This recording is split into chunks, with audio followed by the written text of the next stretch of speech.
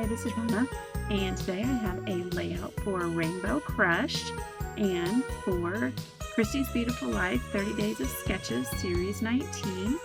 The sketch today is by Christine Harden, and the color for Rainbow Crush is orange. So I have these really cute photos that I just took of my granddaughter, and one of the photos, she was climbing up the slide, and when I got the picture back, or when I was looking at the picture before I printed it, I just thought, oh, I'm cropping this and just getting those curls because she's got the best curls and everybody comments on them. And I don't think I've done a layout just about her curls yet. So that is going to be part of my title today. And so I'm using some Acorn Lane. It is a Simple Stories line.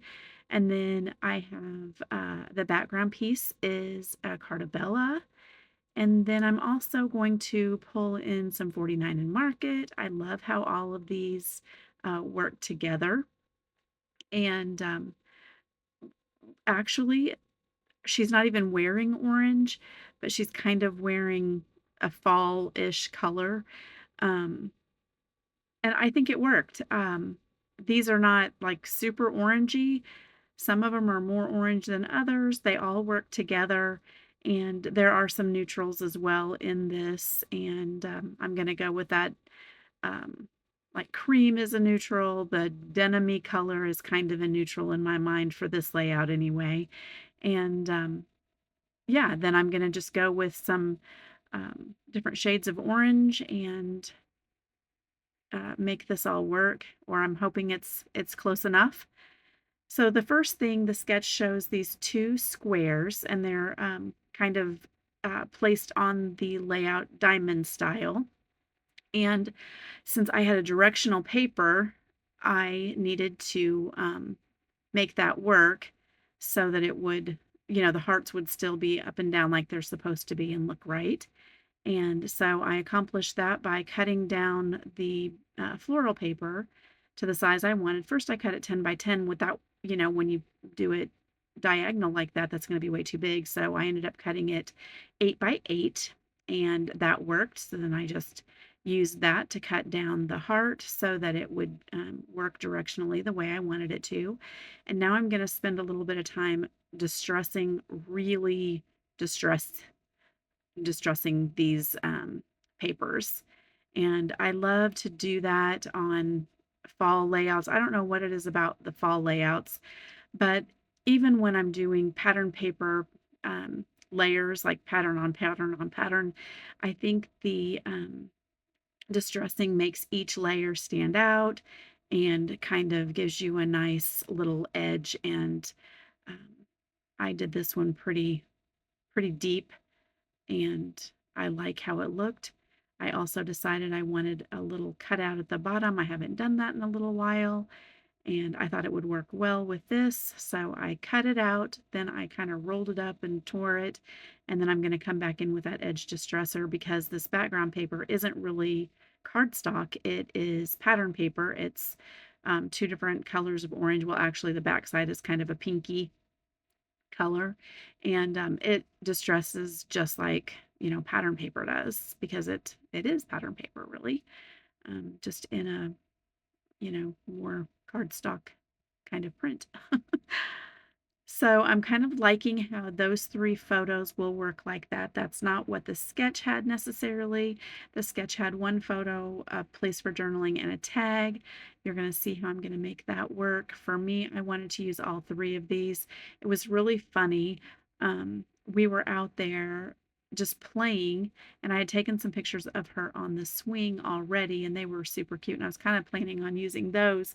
But when she had climbed up on the slide, and she was cheesing for a picture. So I took a picture, and then she said, "I have." She doesn't have a lot of vocabulary, but she says, "I have," because that's what she wants, what I have. So she can have it. And so she looked at the phone, and then she was like, "More." And then she was posing and smiling and doing pouty faces even. It was so funny. It was just cracking me up. So I took several pictures, but these are the 2 that I narrowed it down to. And then, like I said, while she was climbing up the slide after she had gone down a few times and she was climbing up, I just was snapping a picture of her because she was turning around looking at me, and then she moves so quickly, my camera can't keep up. Um, so I ended up with the back of her head, and then when I looked at it before I deleted it, I thought, "Oh my goodness, her curls are so cute today. I'm just gonna do a picture with her curls." So that is what I did. That I laid that down, but then when I tried to get these hearts on there, it didn't look quite right. And again, it's directional, so you want it to be just right. And so I'm going to get that how I want it and add even more distressing and some little torn out bits and that kind of thing. Love how that looks. And I went through several. You saw me kind of trying to decide. I went through several of the 49 and Market 6x9 papers, and I ended up choosing this one because it kind of has a pattern that looks like her hair, which is little ringlets. And I thought, oh, that's really cute. And I like that it kind of had the exact same color, just a lighter shade of the background paper. And then it also had the white kind of in there. And I liked that. I wanted it a little bit lighter just to maybe really highlight the photos. And I also knew my title is going to be housed there somewhere. I hadn't decided at this point yet exactly where. Those orange handled scissors, I use those only for adhesive, and they are so sticky at this point. I can barely open them. It's ridiculous. I have to like use both hands part of the time to even open them. So I was overlapping this, and to make them overlap exactly how I wanted to, I put a piece of foam tape on the back that was going to overlap um, all 3 pictures. And that way I could get my photo block all together, and that worked out really well. Kind of measuring to see how much of that bottom paper I want. Oh, and I already did cut it off. I did that already before I matted the pictures, or before I popped the pictures up. So then that other little corner there is where I'm going to put my title. Now the sketch did not really have a place for a title, so to me that just means you can put it wherever you want to. And she had a big embellishment there. And since I had taken up the tag space with that one photo, I decided I wanted to do a tag on here. So in this Kaiser Craft sticker book, there was several phrases and things, and there was this title that says "Love You." I think it actually said "I love you." But I'm going to use the Love You, and it's kind of a pinky color that is in the color of the hearts on that orangey. It's kind of a burnt orange, I guess I would call it a burnt orange paper, and there's pink hearts on it. And so I went with the pink to make it stand out. And then I'm going to go ahead and pop that up. They are stickers, but I went ahead and popped them up just to give them a little bit more dimension and make the Love You even with the photos. So they're popped up the same level as the photos. So I'm not sticking it down yet, but I have the adhesive on there, and I just haven't peeled the backing off. So here's where I'm looking at, am I going to just have this down? And then I remembered I don't have a tag. So I'm going to pull that other piece of paper in here that I had left over, and that's just the back side of that floral. And I like how that looks. And I thought, okay, perfect. I'm going to use that piece as my tag, and it'll also hold the rest of my title, which is Curly Girl. And I call her Curly Girly, but I only had one Y, and I thought Curly Girl was good too. So I'm trying to decide how wide to make my little tag there, and making sure that I would be able to get both sides or both layers of the both words on there. That's what I'm trying to say.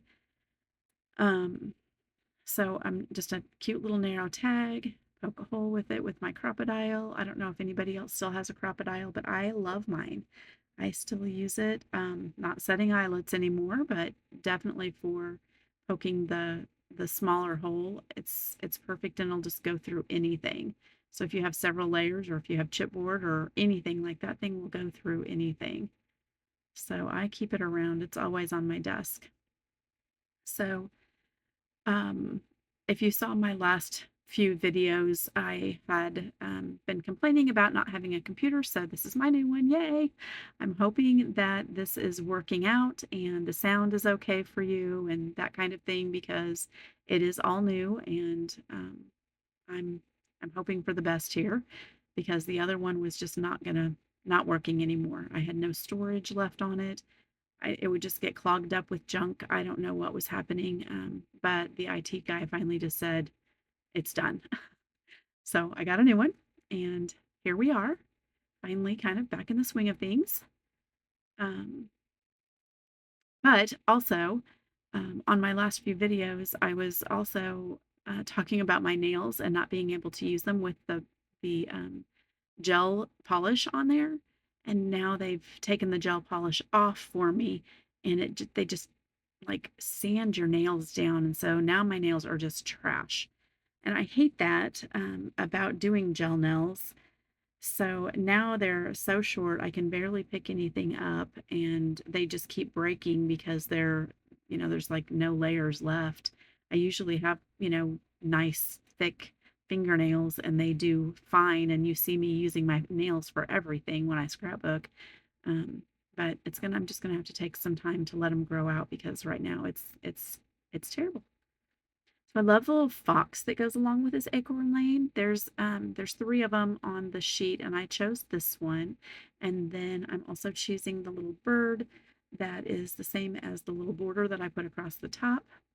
I decided to pop up the top of the bird because, of course, it's going to overlap the photo, and the photos are popped up. Found a couple of moths, and I'm just going to pop up the wings just like I would normally pop up butterfly wings. And I really like how that looks. I'm just going to have this one kind of flying above the little fox. It's a really big moth in comparison with the fox, but I'm okay with that. We're also going to add in some mushrooms, which are also, huge in comparison to the little fox. But that's okay because in scrapbooking, we don't have to have everything scaled to size, right? It is what it is, and it's so cute. So who cares? Um, the little bee, let's see, is that what they're called?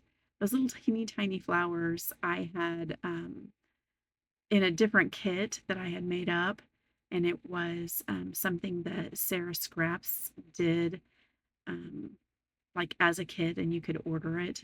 And I love these little flowers. Little birdie is what they're called. I'm going to try and get some more colors of those because they're so cute. And I kind of forgot I had them. And then I pulled that kit out because I had some other fall type things in there. And I pulled this out and a couple of other things um, that I'll be using here, um, during the fall season, I would imagine. And I pulled it out so it would be close and handy and I won't forget about it. So there's the other little moth that I have, and I just popped that whole thing up because its wings aren't spread out like the other one was. And I found a little heart to go over the O and U, and then I pulled another one and could not find a place for it, so it's going to go right back on the sheet. I'm really proud of myself with this layout because I was making decisions and sticking stuff down and just really gluing as I went and everything else instead of um, spending forever trying to decide and then wiping it all off and then start gluing and, not remembering where I had things, as I normally do. So this was fun. This was refreshing and having a sketch has really helped. It helped. I did the day one and then, here we are already at day 8 before I get another one. And I had like 5 more picked out that I really wanted to do. So I may come back and do a few of them, but time is going so fast. It feels like right now it's been a blur with so many sports and so many things as soon as we got back from vacation and then my computer not working and all the things. So not complaining. I'm just saying we're making a lot of memories over here. and there is no time for scrapbooking anything. But I got this whole layout done in about an hour and 15 minutes. Um, and I'm super excited about that because I'm never that quick, and knew I didn't have time for a real long one. I had really kind of wanted to stitch on this, but I'm so happy with how it turned out. I didn't have time to stitch, and it's still really sweet. So I'm good with it. I'm happy that I was able to just kind of make quick decisions and lay things down and just go with it. And I need to do this more often where I'm kind of under a time constraint and I don't let myself overthink everything because it really doesn't help. I don't like those layouts any more than I like this one, even when I spend all that time overthinking. So I think that this is going to be a new trend for me to try and do this at least part of the time. Um, I do enjoy the slow process and just taking my time as well. That's just for fun, right?